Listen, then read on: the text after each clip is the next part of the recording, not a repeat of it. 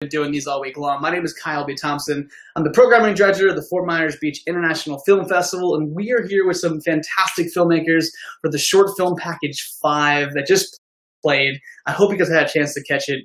But I'm really excited to chat with these guys. Some of these guys I've met at festivals and just this week, and then some I'm just meeting for the first time right now. So this is super great to have them. So we're going to bring on Seth Hale and Julie Coleman. Am I saying that right?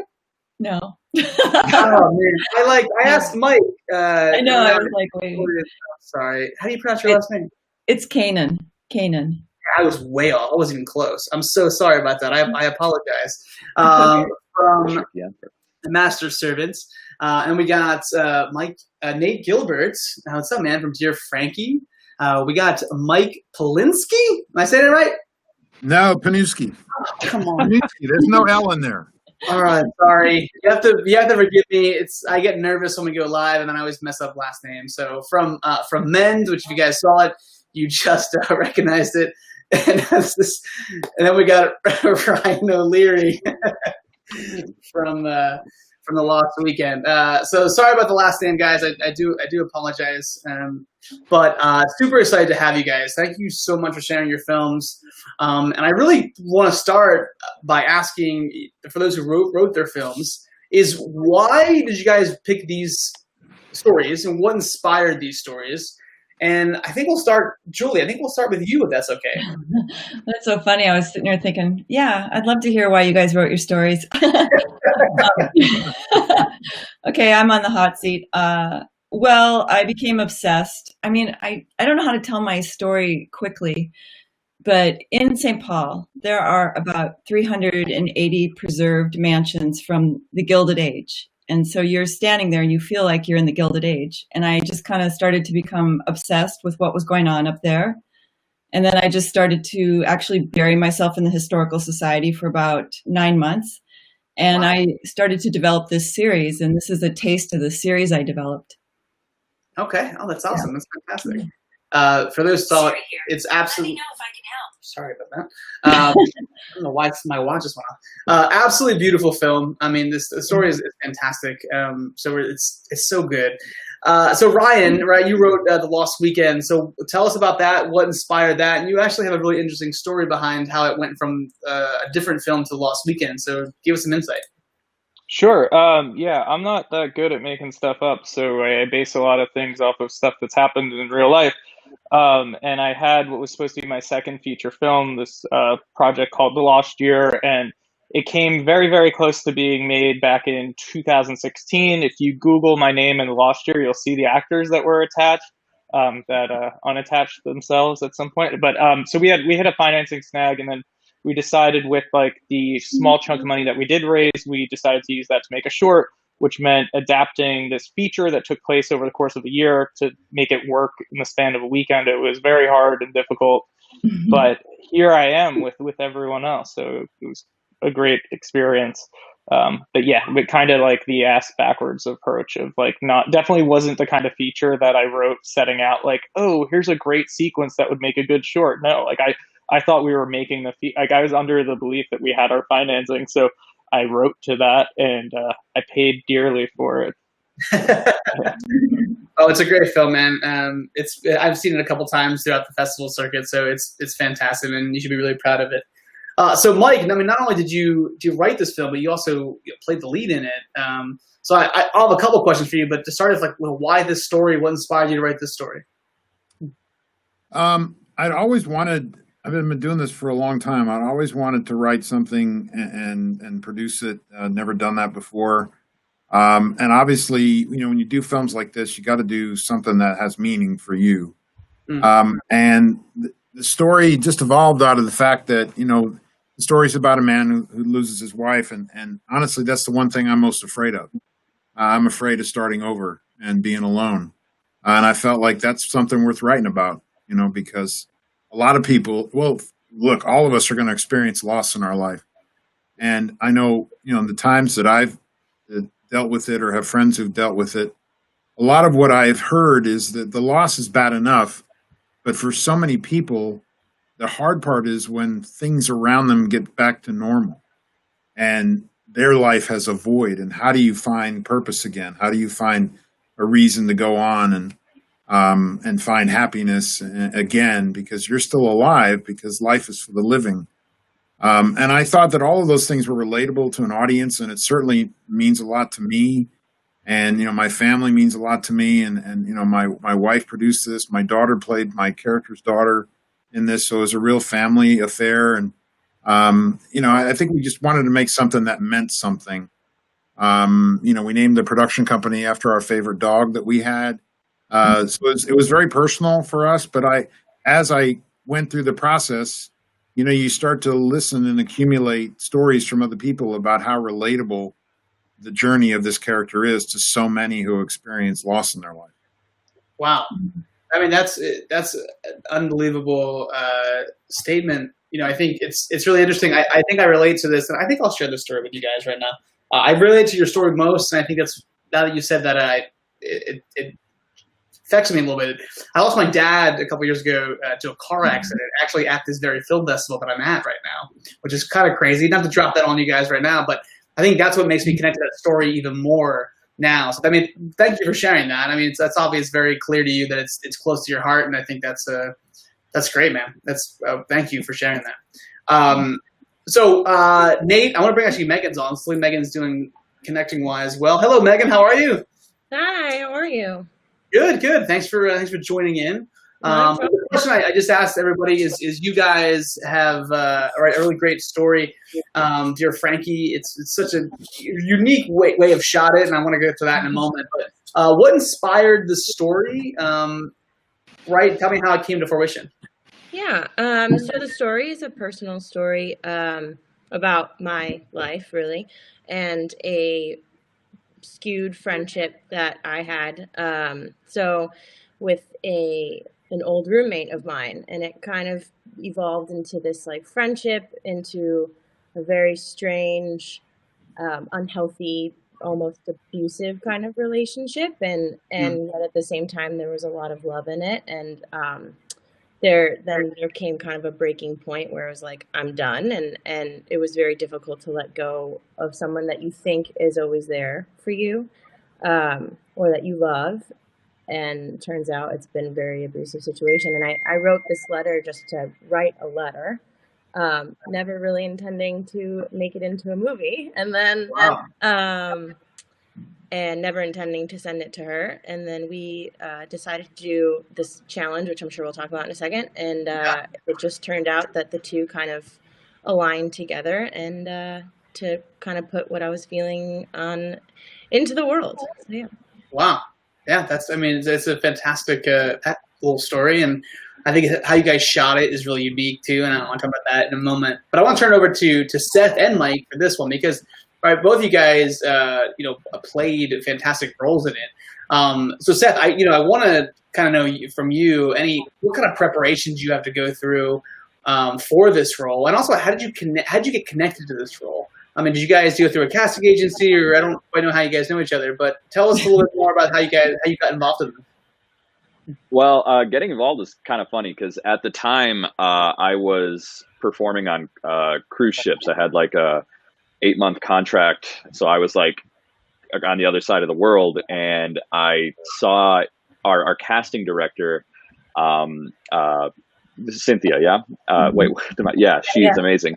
And she posted on a Facebook group, and I found it, and I was like, all right, well, I'm going to go to a cafe so I have some Wi-Fi, and I can submit to actually, do this thing. So then I went to the theater in the ship, like late at night when no one was using it, shot an audition video and sent it to them. And a couple months later, when I was back stateside, we met up for callbacks, and I started getting into it that way. Yeah. So you guys did not know each other before this project? Oh, no. Julie and I did not know each other before this. Oh, wow. No, I cast him. You should tell them like what you had to do for the role. I made him stop working out. Yeah. Because he was really buff, and I was like, no. Oh, wow. I hadn't wouldn't even heard cut his that hair. before, so that felt good. Yeah, he couldn't shave. I think I physically took over what was going on with him, and then you took care of the inner life. Yeah, no, I handed you my hair and my weight, and then after that, just brushing up on all my German and getting into the Gilded Age, that all the research and stuff, and like trying to connect with a different form of dialogue and stuff like that was kind of like the prep. Yeah. Wow. I'm not an actor, but if the director came to me and was like, "Hey, you got to stop working out," I'd be like, "That's real easy." So here we are. Bittersweet. So Mike, I mean, when you wrote this, obviously you played a lead role, which I mean, a fantastic. It's obviously, I think what you just said, it really resonates with your character as well, because there's so much heart in your character as well. When you were going on to write this film, did you have yourself playing that always, or was that something that came later, or? Yeah, I mean, one of the levels of intention for doing this was I wanted to write a nice showcase for myself. And by the time we got to shooting this, our director and my wife and everybody had put together such a wonderful ensemble of actors. And obviously, after writing and rewriting, like all of us do, you're constantly rewriting and tweaking and polishing. And I knew the character pretty well. So my only note to myself, as far as preparation, especially, that one big emotional scene, was to just stay out of my own way and just let it happen. Don't think about it, because, I've had a lot of actors who, if we're doing a show and you have that scene that psychologically you put a red flag on, and because that's the one I'm going to have to get over. Well, all you do is just by doing that, you create more obstacles for yourself. So I had faith in our director and the situation. And obviously I knew the character pretty well, that I just had to just stay out of the way and be present, and just be in the moment and let it happen. And, and fortunately, I think what happened on screen was pretty special, and we're all real proud of it. Yeah, absolutely. So I want to change gears a little bit to mainly talk to the directors now. You guys, Ryan, Nathan, and Megan and Julie, you guys all have some really good, unique looks to your film. I mean, Julie, you had a whole film that was, based on a whole different era.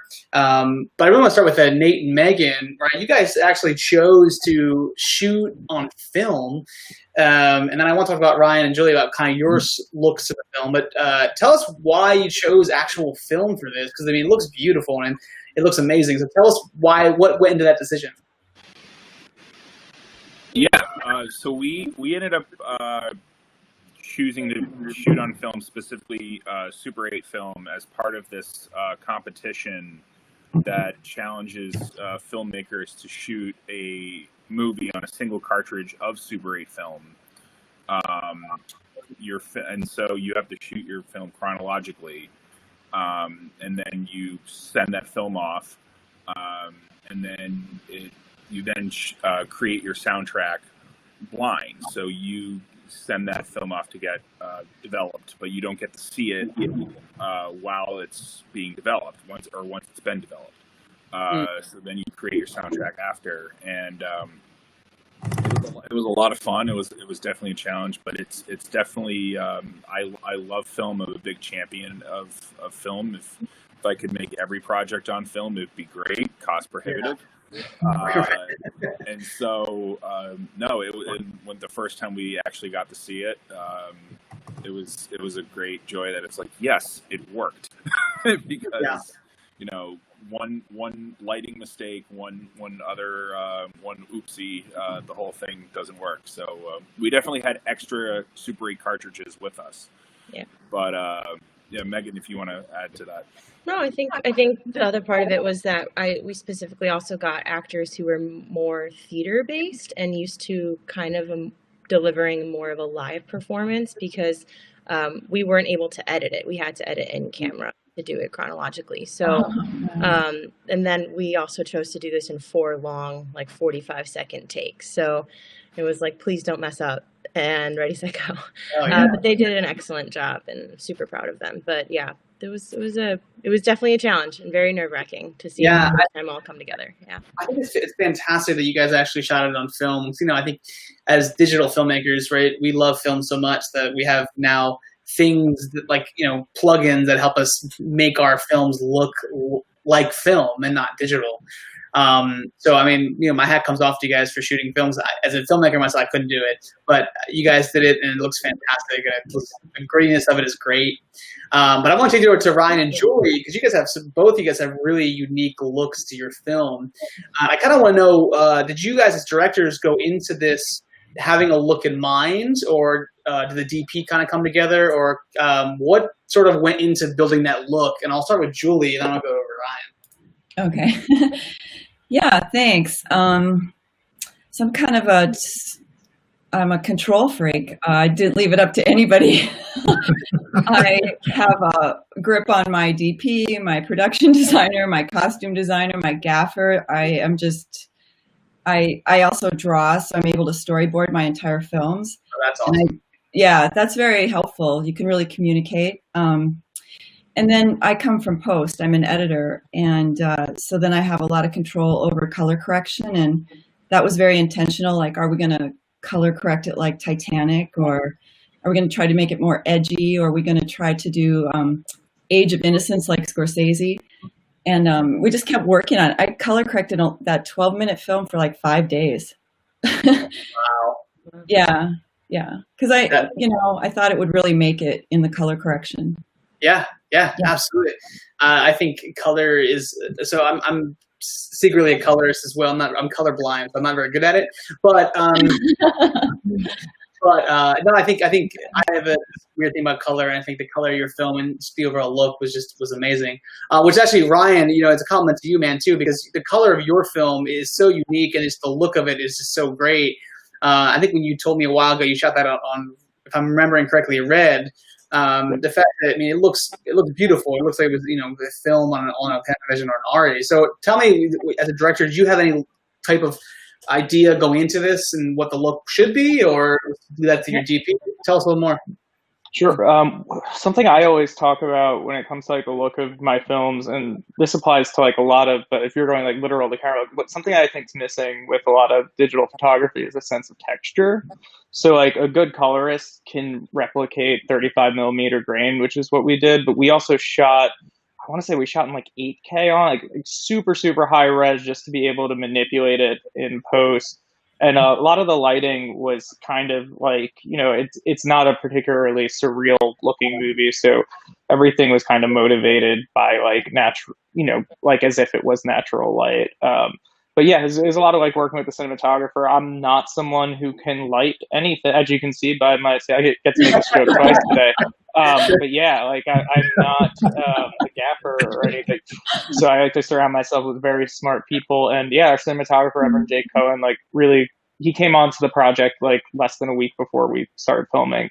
And we made the decision to go handheld on like an easy rig that way it would be steady, but also that allowed us to be more fluid. And like, I'm not going to try to sound like the Safdie brothers or something, but like with, in regards to like marks, like I don't like my actors to like be stressed about hitting a mark on like every little thing. So I like to be as fluid as possible. Not to say we didn't have marks, but definitely that informed the aesthetic. I wanted the actors to have a lot of room to perform.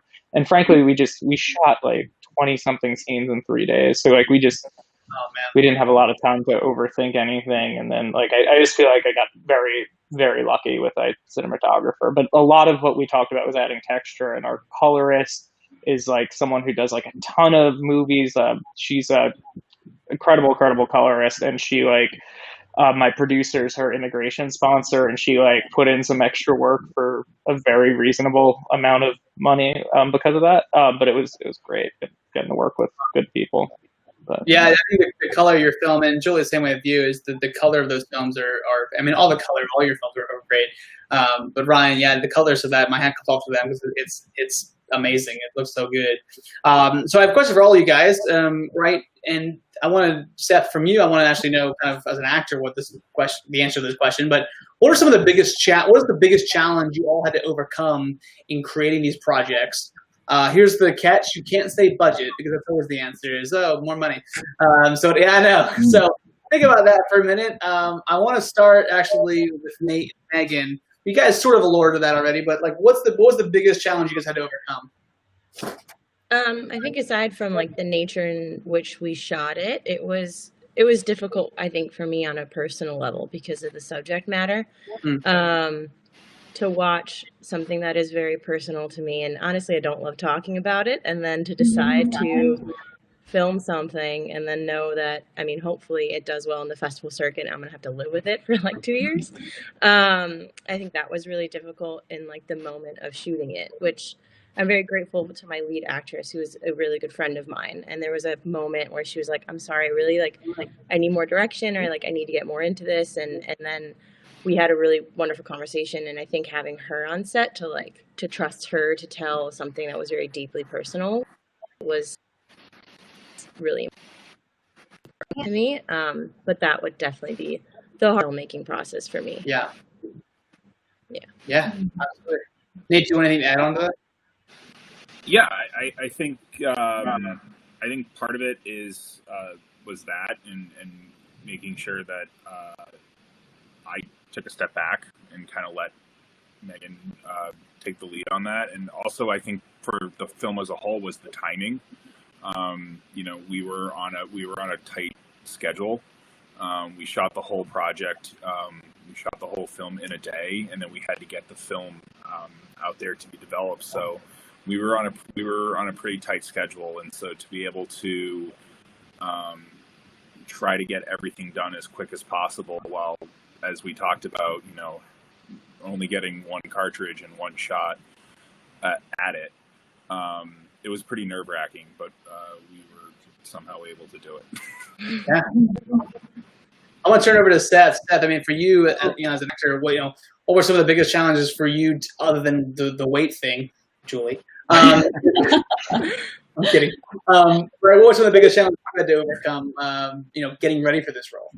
Yeah, I mean, it's a lot of kind of like what Mike said, not getting in your own head. I come from a much more like theatrical and live performance-based background.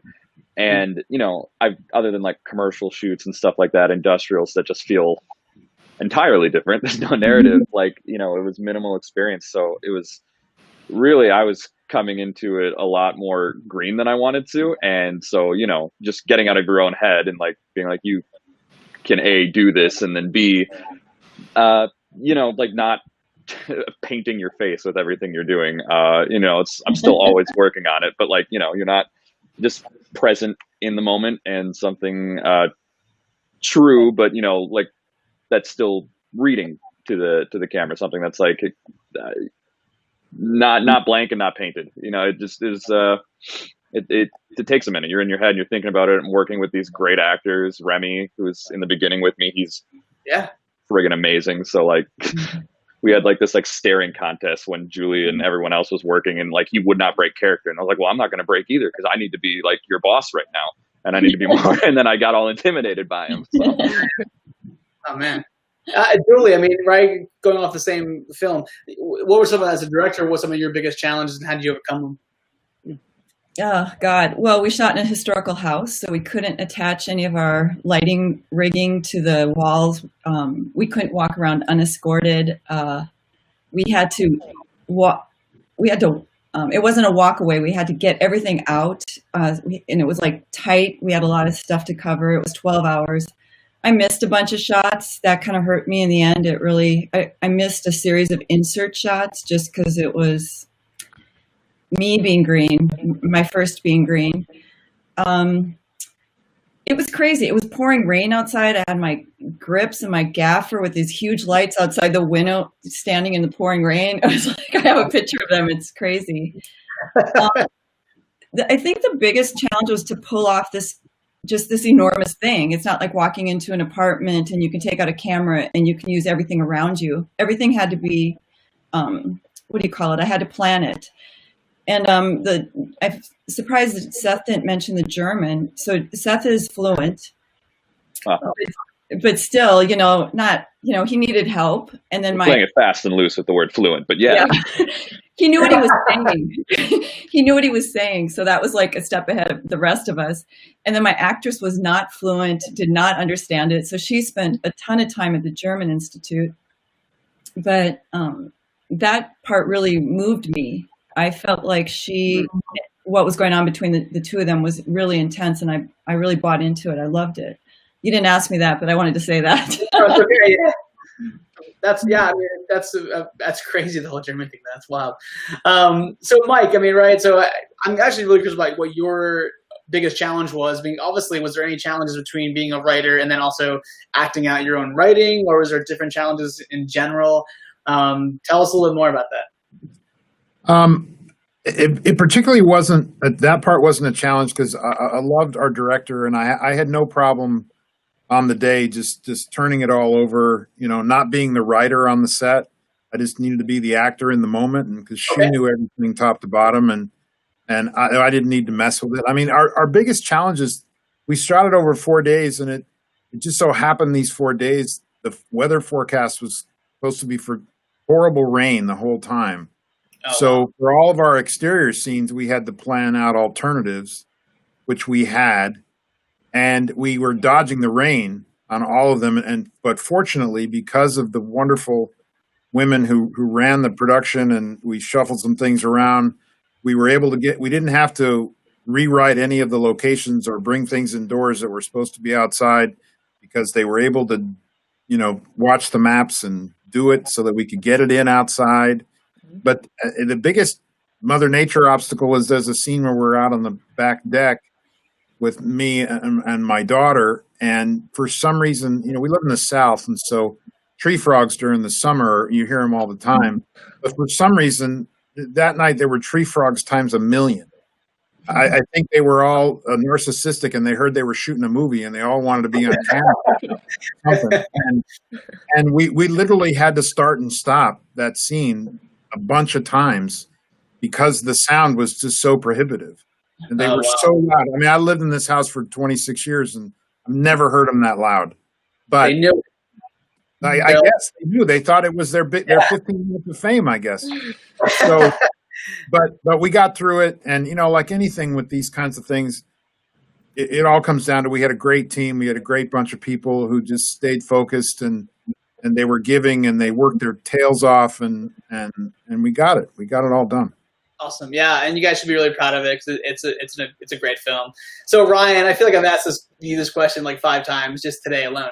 But what was some of the biggest challenges for you? You sort of already hinted at it at the beginning of this, but tell us a little more, man. Yeah, I guess when things started going not wrong in any severe way, but basically we had a very specific weekend to shoot where we had all these great actors were available and were committed to the project. And so a number of things went wrong in the kind of the weeks leading up to it. The first thing was our original cinematographer got offered a very, very, very good gig where we would have been total assholes to tell him not to take it. So we hired someone else, and then she got sick while in England for Thanksgiving. So we ended up getting our DP with less than a week's notice, and he ended up being incredible. But a lot of the conversations that would go around were just like, should we reschedule or what? And I was just like, no, like we have this really good cast that I know, especially like for the day play, like there are a lot of actors that were very overqualified working for scale, where it's just like, I don't want to miss out. Like I'll shoot it on my phone. It'll look like shit if it has to. Like I don't want to do that, but like that's kind of the mentality with it. And then we just so happened to get an amazing, amazing cinematographer who just pulled it together. And we did like one location scout because we had way too many locations for a short film. And like, we just kind of got lucky and pulled it all together. But I guess like, yeah, to make it more interesting than the answer from before, I think it was just really convincing everyone who was working on it at like, no, this needs to happen now. Just because like, I don't know, I know enough to know when you get like a really good cast together, like there's some of the actors would have, I'm sure, rescheduled, but it was just like, there were too many things in motion where I think it would have hurt the film tremendously. So I was like, I don't care how we make this. Like it has to happen. So I guess, yeah, trying to convince everyone, yeah, trust me. I know we don't have a DP and we're supposed to film next weekend, but we'll figure it out. But then we did. So hey, you made the right choice, man. Because I mean, here you are. The film's. I've been following it since I met you in Cincinnati. It's been, I think every other weekend you were at a film festival, which is incredible, man. So congrats. So I have one more question for you guys. It's a 2-parter. and then we'll wrap up and let you guys go because it is, it's getting late for here at least. Maybe not where you guys are, but so I want to know, right? What's the one thing you're most proud about with these films? And I also want to know, where can we find you guys if we want to continue to follow your work? Because I think you guys are all fantastic filmmakers. I'm honored to meet you guys virtually for right now, but I want to continue to follow you guys and kind of see where you guys go. So I want to know what you're most proud about with this project, and where can we find you guys? Website, social media.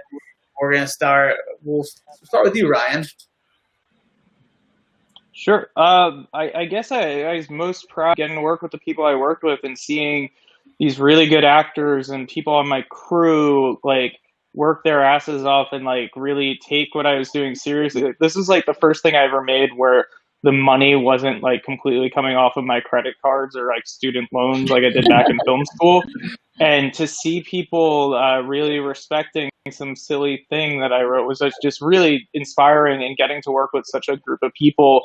My one friend Taylor, for example, like he's edited so many like crazy good movies. Like he's worked on, like, he was the assistant editor on Manchester by the Sea, like these huge projects, and he did 2 days on this in post and like made the film way better by just, and it was, I don't know, it was cool seeing people actually like, not like I always had pretty good experiences before, but to see that level of like professionals not just respecting the work but making me be more on my toes it was really just a good experience. And then like it was the first time I worked with a producer who like was like, no, you go home, don't stay here and carry lights back to the truck, you need to sleep and direct. So it was just a really great experience. And then as far as where you can find me, that's a good question. I'm on social media at The Bloody Mess. There's a lot of Ryan O'Leary's out there. I'm the one who probably has mutual friends with you if you're a film person. And yeah, that's me.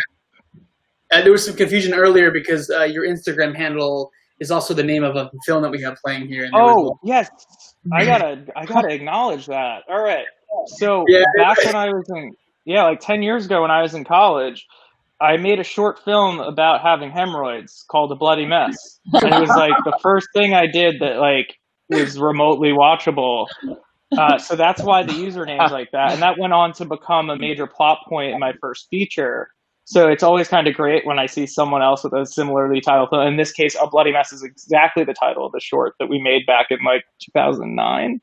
But yeah, I think that's so cool. And I'm glad it's confusing everyone, and they're probably looking to see this really great film, and then they just see some dumb stuff I'm posting. So it's really cool.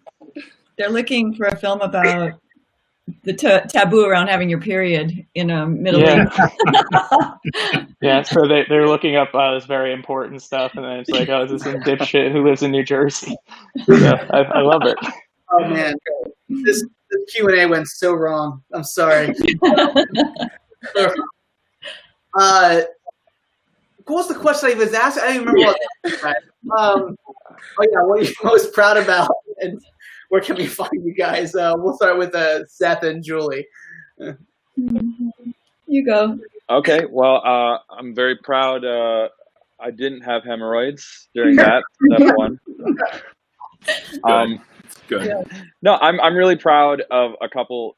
Some of those shots are great. Like the ending shot, I was like, wow, I don't hate your face when you do that one. So that was great to not hate my face when I did that, and to get to do something on such a cool scale. Like there were so many people there, and it was just such a great experience in this old house. And I'm definitely proud of a lot of the final product. The German, I was like, all right, I talked to my old college German professor again for the first time in years, just to kind of like be like, hey, do I sound legit to you? So that turned out really well, and I was proud of it.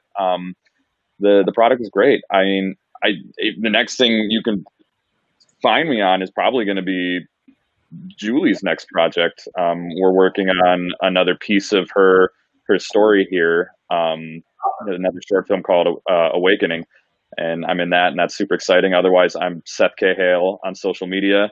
Had to take the website down to redo it all, so hopefully within a month that's back up and ready to go. But Seth K. Hale. Awesome, that's fantastic. Julie, just to piggyback off the same film here. Yeah, I think I'm just impressed and it was just such a beast. I mean, I can't tell you guys what a beast it was to work in this historical home and ball gowns for 15 ball gowns and tuxes and historical tuxes and then actors and German. And yeah, there was 75 people day 2. It was such a huge undertaking. I don't even know. I was just obsessed, but that still impresses me. Yeah. And I think we built on that. We just shot the sequel, and I think we've all gotten that much better, and I'm excited to see what we do with this next one. That's awesome. That's really incredible. Mike, I mean, right, you shared a lot of really good thoughts of how you wrote the story, but what are you most proud about, and where can we continue to follow you in your journey here? Well, I'm really proud of how the movie turned out and just the honesty in all the performances. That I just don't think there's a fake moment in the movie, and I'm really proud of that. And also, I'm really, really proud of the fact that half the people that work in this movie were women. We really wanted to give opportunities to a lot of people, and as the father of 3 girls, that's a big deal to me. And so, the women on this were fantastic, and I'm really, really proud of that. Where you can find me. I'm Mike Panuski on Facebook and Twitter, although I'm not on there much these days because I'm sick of all the political ads. I just want to get it over with. And then I've been acting for a long time. You can find reruns of me all over the place. But this last season, I was on the news show on Stars called Hightown, and we just got picked up for season 2, and we start shooting that next month. Yeah, congratulations. So, you can see that sometime in 2021. Wow, that's terrible. Congrats. Thanks. Nate and Megan, what are you guys most proud about, and where can we continue to follow you guys on this filmmaking journey? Ladies first. Oh, I think I'm most proud. I think I'm most proud of the impact, I guess, that it's had. I mean, it's a really short, it's a micro short, and those can sometimes be difficult to get to be played in larger festivals, I would say. And I think I and Nate probably as well we've been really honored that we've had the chance to show it a lot of places and meet some really awesome people. And I think the impact of the film was something that we weren't expecting, and to have audience members come up to us afterwards and be like, hey, that was really powerful, or I can relate to this situation, and people pour their heart outs to me. Like, that's a really kind of cool position to be in. So I'm very proud of the impact that it's had. And to find me, I am on Instagram at m.connolly, my last name, CONNOLLY. And then I have a website, which is my whole name, meganmaryconnolly.com. Awesome, great. Nate, you're last up, buddy. Yeah, I would co-sign a lot of what Megan said. I was not expecting this little Super 8 film to take me to all these different countries and to be able to meet so many different people, and to have the legs that it did, that it's had. And it's been an incredible journey to really kind of take my career, to take both of our careers, to where it has, and that it has had the impact that it has had on us. So that has really been what I'm most proud of and what I'm most thankful for when it comes to the film. You can find me on Instagram at Nate.Gilbert. You can find me on Twitter at Nate Gilbert. I'm still trying to get the Nate Gilbert Instagram handle. It's and then all of my rest of my social media is on my website, Nate J. Gilbert. So, or NateJGilbert.com. Yeah. So, hit me up. Yeah. Guys, first off, thank you so much for your time. I know it's late in some places where we are, and I really appreciate you guys taking the time out, and we're honored to have your films. And seriously, guys, every one of you should be extremely proud, because I know I'm just one guy right now, but I have a pretty good judging team behind me, and they all absolutely loved your film. Hopefully we'll get a chance to meet them tomorrow during our little panel, and I think they're doing some presenting on tomorrow night. So, guys, thank you. It was fantastic meeting you guys. An honor. Thank you so much for your time, and please, I'm super excited to like see all your future works, because I think you guys are doing really great stuff. And I know as a filmmaker myself, I'm learning a lot from you guys. So thank you. But until now, I'll see you guys later on. Bye, guys. Thanks a lot. Take care. Take care, guys. Oh man, that was absolutely fantastic. You know what's interesting about that package is you have so many really great stories and personal stories that sort of hit home. And I loved what Mike said about the thought of losing people that are closest to you. And I think that really hit home for me. I think I mentioned this a little bit, not to be savvy, but a couple years ago, about 5 years ago, I lost my dad to a car accident at this very film festival, which is why this festival is so close to home. And what Mike said sort of resonated with me a little bit. I think more than anything right now, I've been saying this a lot all week, that we need each other, especially in today's day and age. And I think as creatives, we need each other even more. And right now, I think if we can see how things are going on out in the world, creativity, like I said before, will always find its way. And those filmmakers are living proof that it is finding its way. So, guys, we have still plenty of film festival left. We have one more day left. I'm super excited to meet you guys all virtually for now. Until then, I'll see you guys at the